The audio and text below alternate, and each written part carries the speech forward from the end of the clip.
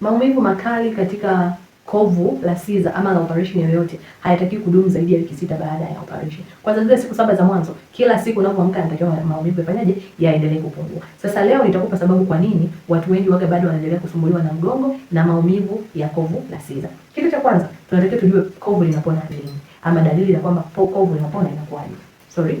Kwanza huwa pale ule uvimbe pale ambapo umepasuliwa, ule uvimbe huwa unaanza kupungua. Kwa tumbo lilikuwa limevimba pale kuna kama tuta, lakini siku ya pili, ya tatu hadi siku ya 14 mara nyingi uvimbe unakuwa umeisha. Ya kwamba kovu linapunguza kuvimba, kovu linakuwa linawasha kidogo na maumivu kupungua ni dalili ya kwamba kovu lako linapona vizuri. Haya, tuone ni nani ambaye yuko ana risk zaidi ya kufanyaje? Ya kupata haya maumivu. Mwenye risk kubwa ya kupata haya maumivu ni mwanamke ambaye kama ni siza amefanyiwa operation ya pili na kuendelea. Wenye kovu zaidi ya moja wanaweza kupata hii hatari ya kufanyaje? Ya kupata maumivu ya kuendelea kuliko mtu ambaye amefanyiwa operation mara moja. Kwa hiyo ni nini kinasababisha sasa? Kitu cha kwanza kinachosababisha ni neva kuto kupona vizuri. Kwamba walifanyia operation, tumbo pale limefunguliwa, lakini wakati wa kushona zile neva hazikurudi mahali pake ama zimebanwa, ziko tight sana. Hiyo inaweza kusababishia kwamba ukao umekaa kuna muda unasikia tu sharp pain, yani maumivu makali yamepita. Labda umesimama ghafla, lakini ni miaka 2 3 imepita. Umesimama ghafla bado unasikia maumivu makali yanatokea. Hiyo inaweza ikawa ni kwa sababu ya neva ziko disrupted, yani haziko kama vile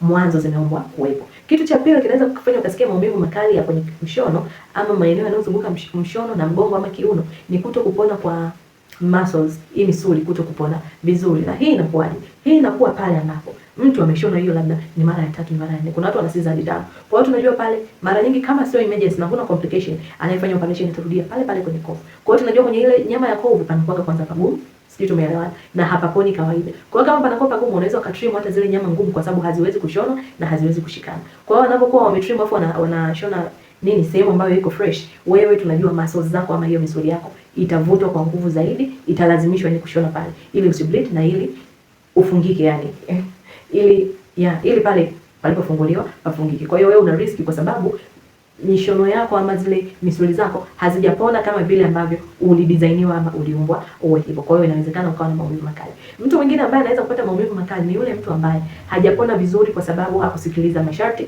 ya kufanya baada ya operation. Yule mtu ambaye alikuwa anabembeleza kidonda. Uliambiwa masaa 8, sometimes masaa 12 au masaa 8 uamke baada ya siza, ujitahidi kutembea, na kadri maumivu yanavyozidi kupungua, wewe unatembea ukiwa umenyoka. Kuna mtu ambaye kuanzia siku ya kwanza ya siza hadi siku ya 14 au ya 21 anarudi hospitali bado anatembea.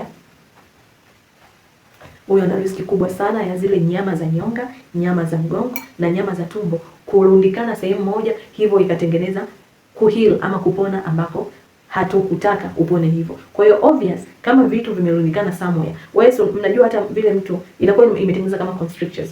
Kwa hiyo sisi unajua kama vile mtu akiungua afu akapona nyama imeshika hapa, hawezi kufanya hivi, hawezi kunyosha mkono ama vidole. Kwa hiyo same thing inatokea hapo kwenye hizo nyama ambazo zimerundikana sehemu ambayo haikutakiwa. Kwa hivyo ukijitahidi kuinuka ama kuna kazi ukifanya, ukijistretch somehow unaweza ukapata maumivu makali. Kwa hiyo hizo ndio sababu. Kwa hiyo hakikisha zile wiki 6 za mwanzo unatumia dawa za maumivu ili uweze kupunguza maumivu, uweze kutembea straight. Na maumivu yanapoendelea kupona, jitahidi kutembea straight ili kovu lako lipone mapema na uweze kupona, kwa sababu hii ni long term. Usipopona vizuri hapa hizi wiki 6 za mwanzo, maisha yote ama kwa muda mrefu sana utakuwa unapitia haya maumivu ya kovu, kiuno ama mgongo. Kwa hiyo ndio hivyo tu, ni kweli kabisa mtu anaweza kupitia maumivu miaka hata 3.